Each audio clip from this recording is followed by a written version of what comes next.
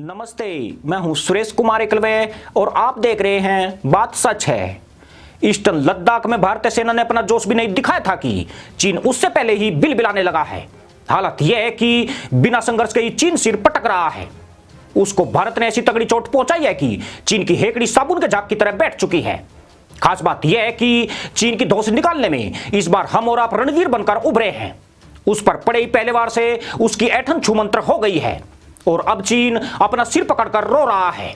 चीन दिवाली से एक महीने पहले तक भारत को 40,000 करोड़ रुपए की लाइटिंग और अन्य दिवाली उत्पाद निर्यात करता था, मगर इस बार उसका निर्यात 2% भी नहीं रहा है। स्थिति यह है कि चीन से आने वाले दिवाली उत्पादों का देश में कोई खरीदार भी नहीं है।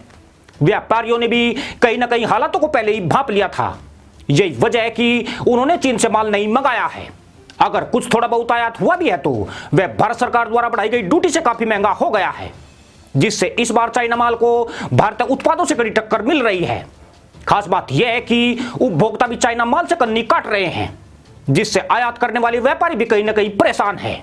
गैर सरकारी आंकड़ों के मुताबिक दिवाली के दौरान इस्तेमाल होने वाले 90% लाइटिंग उत्पाद चीन से आयातित होते थे, मगर सरकार ने चीन की नकेल कसने के लिए बड़ा निर्णय लिया है। अब चीन से आयातित सामानों की बंदरगाहों पर गुणवत्ता की जांच हो रही है। खराब गुणवत्ता वाले सामानों को वापस चीन भेजा जा रहा है या फिर उसे वहीं पर नष्ट किया जा रहा है। मजे की बात यह है कि इसे नष्ट करने की प्रक्रिया में होने वाला खर्च भी आयातक से वसूला जा रहा है। यानी जो आयातक मोटा पैसा बनाने के लिए चीन से घटिया सामान लाकर भारत में खपा देते थे, अब उनकी भी खैर नहीं रही है। मिली जानकारी के अनुसार अभी तक 300 करोड़ रुपए का चीनी सामान नष्ट किया जा चुका है और लगभग 400 करोड़ रुपए का सामान वापस चीन भेज दिया गया है। दशहरे दिवाली पर हर स्टॉल पर छाए रहने वाले चीनी उत्पाद इस बार बहुत ही कम रह गए हैं, जबकि भारतीय उद्यमों को अपने पैर जमाने का मौका भी मिल गया है। उधर चीन से लाइटिंग उत्पाद निर्यात नहीं होने के चलते चीन की फैक्ट्रियों में ताले जड़ने की नौबत आ गई है। चीन में 600 से ज्यादा ऐसी फैक्ट्रियां हैं जिनका कारोबार केवल भारत के साथ ही होता है। ये उद्योग पूरे साल दिवाली के लिए खिलौने, गिफ्ट आइटम, पटाखे, फुलझड़ी और लाइटिंग सामान बनाते हैं, मगर इस बार उनका निर्यात बहुत कम रह जाने से उनके सामने रोजगार का संकट खड़ा हो गया है। सिर्फ इतना ही नहीं, इन फैक्ट्रियों के गोदाम भी दिवाली प्रोडक्ट से अटे पड़े हैं, जिनके लिए कोई भी खरीदार नहीं है। आपको बता दें कि भारत के बाद अमेरिका में भारी तादाद में चीन के लाइटिंग सामान और खिलौने बिकते हैं, किंतु अमेरिका ने अपने यहां पहले ही ऐसे नियम बनाए हैं जिससे गुणवत्ता में लेस मात्र कमी मिलने पर उसे रिजेक्ट कर दिया जाता है।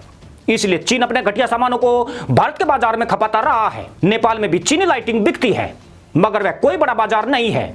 इसलिए चीन की परेशानी बढ़ रही है कि वह अपनी फैक्ट्रियों को तालाबंदी से कैसे बचा पाएगा। जून 2020 में डोकलाम विवाद के बाद भारत द्वारा चीन से आयात में 26% की भारी कमी आई है।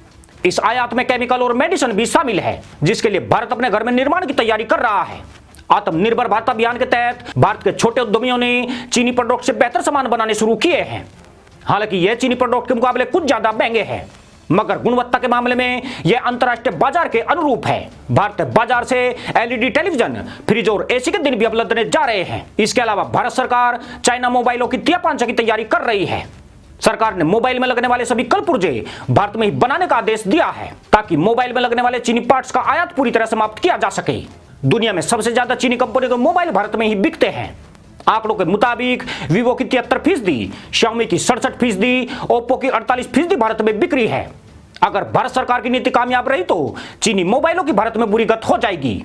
उधर आर्थिक चोट पड़ने से बिलबिलाए चीन ने अंतर्राष्ट्रीय नियम कानूनों का ढिंडोरा बजाना शुरू कर दिया है। यह चीन का पुराना पैतरा है। जब भी उसकी दुम पर गर्म रोड रखी जाती है, उसे अंतर्राष्ट्रीय नियम बहुत जल्दी याद आ जाते हैं। चीन दुहाई दे रहा है कि भारत WTO के नियमों का उल्लंघन कर रहा है।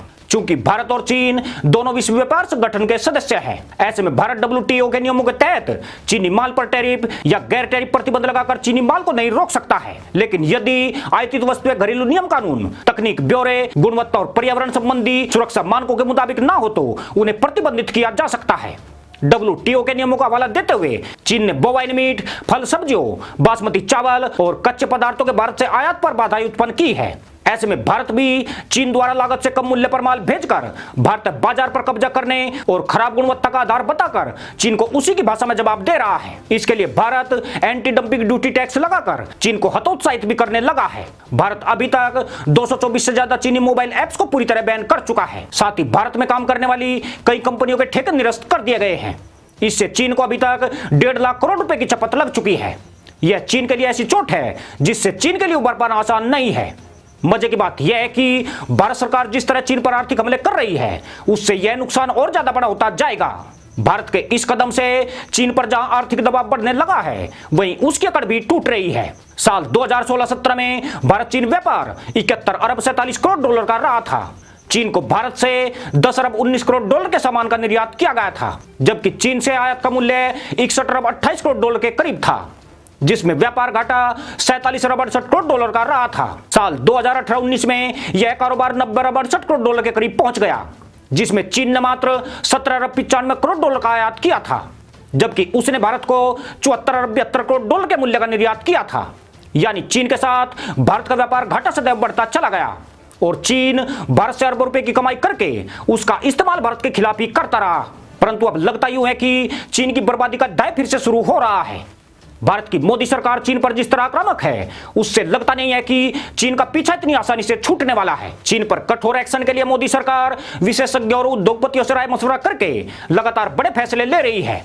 उसके द्वारा ऐसे कदम उठाए जा रहे हैं जिससे WTO के नियमों का उल्लंघन भी नहीं हो और चीन का रस भी पूरी तरह निकल जाए। यानी भारत सांप भी मर जाए और लाठी भी ना टूटे की नीति पर आगे बढ़ रहा है। भारत को इसमें लगातार सफलता भी मिल रही है, क्योंकि भारत के फैसलों से चीन से आयात में आई अभूतपूर्व गिरावट ने चीनी मैन्युफैक्चर में हड़कंप मचा दिया है। वहां हालात गंभीर हो रहे हैं और ग्लोबल टाइम्स अभी भी कामधेनु के गोबर से बनने वाले दियों को लेकर पर्यावरण की दुहाई देता फिर रहा है।